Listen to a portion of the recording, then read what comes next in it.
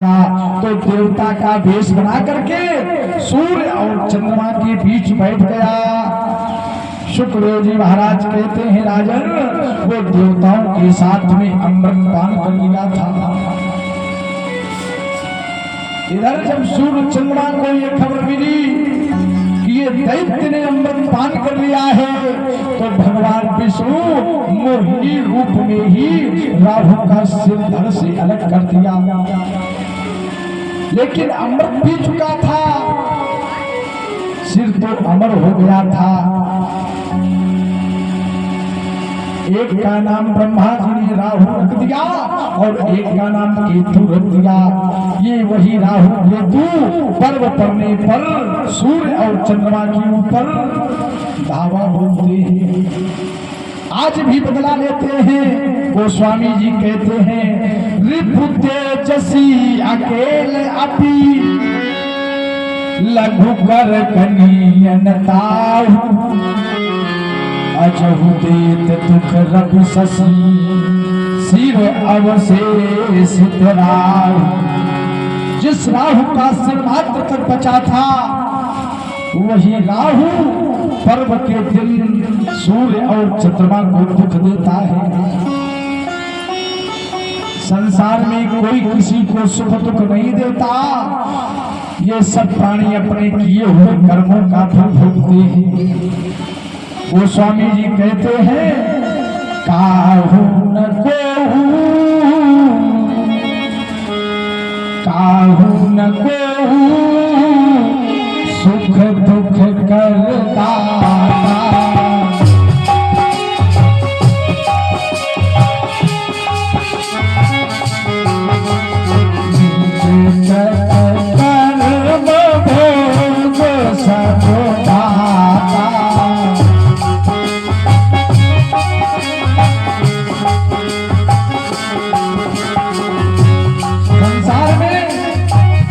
कोई किसी को सुख दुख नहीं देता। ये सब प्राणी अपने किए हुए कर्मों का फल पाते हैं।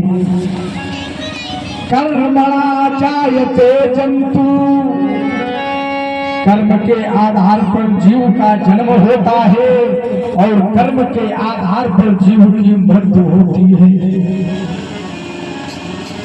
और कर्म के ही अनुसार हानि और लाभ मिलता है।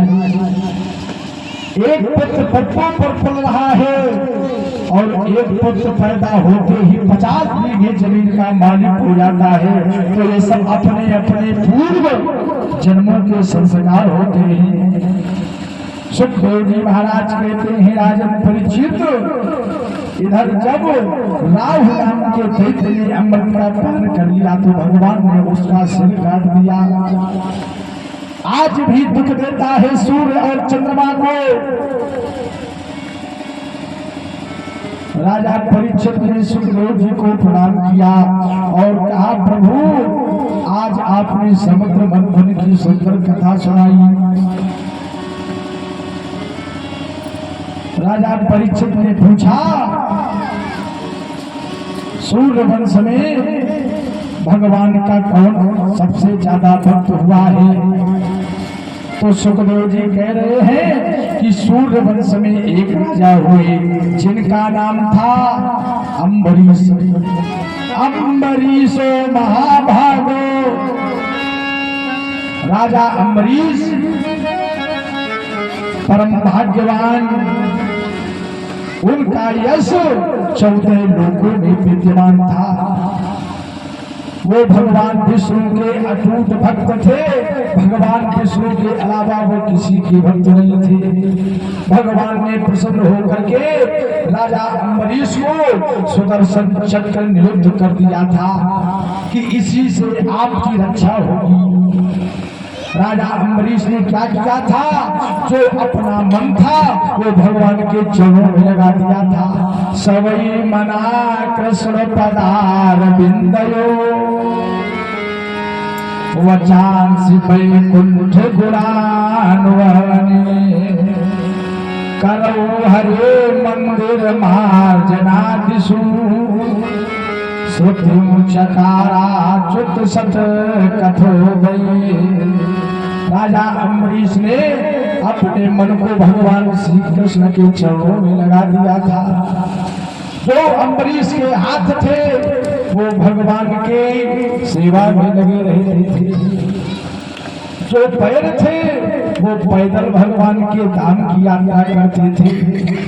भगवान तक पहुंचने के लिए 4 साधन हैं, नाम, रूप और लीला और धाम। ये चारों भगवान को परमात्मा के पास तक भेज देते हैं। समय आगे की ओर आ गया, इसलिए सुखदेव जी महाराज कहते हैं, राजन परीक्षित, एक दिन की बात है, राजा अम्बरीश ने यमुना नदी के किनारे भगवान विष्णु का व्रत किया।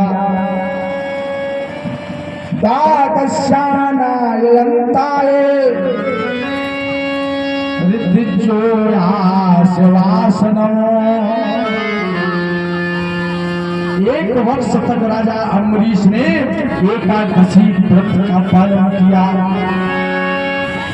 एकादशी भगवान